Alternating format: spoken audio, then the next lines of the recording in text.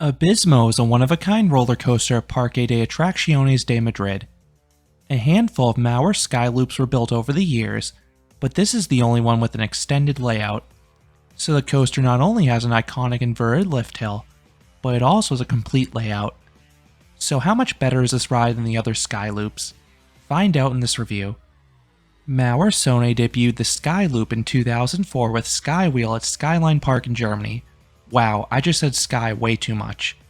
This was the base XT150 model, with the 150 representing the ride's length in meters. 9 of these coasters were built, with the most prominent examples being X-Coaster at Magic Springs and Uko at Linnanmäki. Maurer offered extended layouts.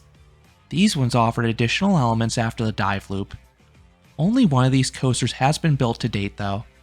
This is none other than Abismo at Parque de Atracciones de Madrid. This is an XT450 model. Abismo opened in 2006, replacing the park's Schwarzkopf Wildcat named Seven Picos, and the park actually built a little memorial to this coaster across from Abismo, which is nice to see. Abismo now dominates the park's skyline. The monstrous lift structure and double inversion looms large above the main entrance. That inverted lift hill is so imposing and such a unique element. Then you can walk all around this coaster, getting different views of each element, and the orange track really pops against the sky on a clear day. Just don't expect any theming. There isn't any. Also, do not expect an entertaining queue line. The wait for this coaster is downright miserable. It is a tight series of covered switchbacks, especially because some of the supports pierce through the queue line, taking up space and making it feel really narrow. And the queue line moves at a glacial rate. The biggest con with this coaster is its wretched capacity. The coaster can only run one train, and that train seats just 12 riders. It is comprised of 2 cars, each with 3 rows of 2. Dispatches are reasonably fast though, especially because the operators frequently don't even touch the restraints. You would never see that in America, especially with a ride this intense. They often just visually verify they've been lowered by the guests themselves. The issue is entirely tied to the limited number of guests that can ride this coaster at a time. This coaster routinely is the longest line in the park. Even on a day when no other ride had a line posted beyond 20 minutes, Abismo is posting a 45 to 60 minute wait all day long. There are 2 ways to beat the crowds. First, you can head here immediately after the park opens. There is one potential fly in the ointment though.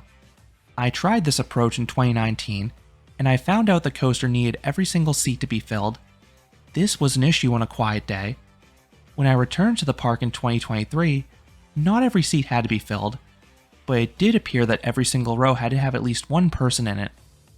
Second, you can purchase a Speedy Pass Skip the Line Pass. You can purchase an all-day option or single shots. This is the best way to marathon this coaster. You will board immediately. Not only that, but you get first pick at seats. Seating is on a first-come basis. The forces are pretty similar no matter where you sit, but I would recommend trying the front at least once for that freaky view over the top if you can get that row. Once seated, you ride in trains similar to the ones on other SkyLoops or the X-Car coasters. Many people are most familiar with Universal Florida's Hollywood Rip Ride Rocket. You have bucket seats with these bulky lap bars that swivel from the side. At first glance, they look like the lap bar in Gravity Group's Timberliner trains, but there is a key difference. The restraints on Abismo don't really rest on your lap. Rather, they push up against your tummy. This is not the most optimal position. It can get quite uncomfortable later in the ride as the restraints tighten in spots of high positive Gs, and the finale can deliver a bad gut punch, but more on that later. Once dispatched, you have a loud vertical lift hill out of the station. It's pretty freaky. Because of the restraint design, your lower half is free and you can feel your butt lifting upwards during this portion. At the top, you are pulled backwards and fully invert. This offers some incredible hang time as you slowly crest the top. The view is awesome too. You are 15 stories above the ground, so it's comparable to a Premier Ride's Skyrocket 2, especially when you factor in the hang time. This leads into a downwards barrel roll. It continues the hang time while also peppering in some laterals towards the end. Then comes a dive loop. The train is abruptly pulled downwards and you get blasted with substantial positive Gs at the bottom. It is powerful. Unfortunately, there is also a very noticeable shuffle here. Combined with those heavy Gs, this part gave me a headache and it made it very difficult to re-ride this coaster later in the day. Those strong positives are maintained on this bank turn around the lift hill that follows. I had a strong gray out here in each of my rides. You then fly over a camelback. I'd compare this element to the second hill in King's Dominion's Intimidator 305. Much like that Giga Coaster, you gray out on a forceful turn and only start to regain your vision while cresting a big airtime hill. And Abismo's camelback has excellent negative Gs. Everyone gets strong and very sustained ejector airtime. I think it's a smidge more powerful in the back car though. Next is a sharp overbank. This element has a little lateral kink at the apex. You'll also get some positives here. It doesn't feel super forceful, but it routinely would tighten my lap bar. You then have a speed dip back into the station. This offers good floater airtime throughout the train. You then have the finale, which you'll want to brace yourself for. You zoom back up half the vertical lift. A catch car suddenly grabs the train, which causes you to slam into the restraint. Remember, it'll be resting against your stomach, so it's a literal gut punch here. It's not very pleasant. You then slowly lower back down to the station. There, you will gently rock back and forth until the train reaches its final resting position. This ends the 450 meter, or 1,476 foot long coaster. Regarding the smoothness, much of the coaster tracks well. There are only two issues, both of which I already mentioned. You have the shaky pullout from the dive loop and the entry into the first turn.